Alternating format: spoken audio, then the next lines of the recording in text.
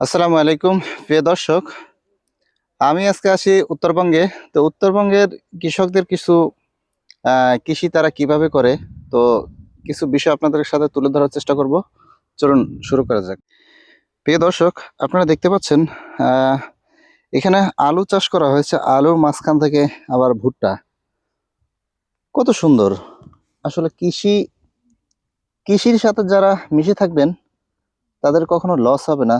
তো স্বাভাবিকভাবে আহ, এখানকার মানুষেরা লসের দিকেই চলে যাচ্ছে, কারণ যতই শাক সবজি উদ্ভিদ যাই কিছু তারা চাষ করুক না কেন, কারণ তারা প্রপার ওয়েতে কৃষকের মূল্য পাচ্ছে না। কেন পাচ্ছে না? এর জন্য যতটুকু আমরা জানি, সাধারণত এই সমস্ত সব কিছুই ঢাকাতে চলে যায়। আর ঢাকাতে যাওয়ার পরে পাইকারি আড়তদার কিছু ব্যবসায়ী তারাই মুনাফা লুটে নিচ্ছে। কৃষক আসলে কত কষ্ট করে একটি ফসল ফলান, আসলে তার প্রপার ওয়েতে কোনো মূল্য তারা আসলে পাচ্ছে না। এটা আসলে খুবই দুঃখজনক। তো এদিকে যদি আপনাদেরকে একটু দেখাই, এদিকে প্রচুর আলু আর ভুট্টা রয়েছে।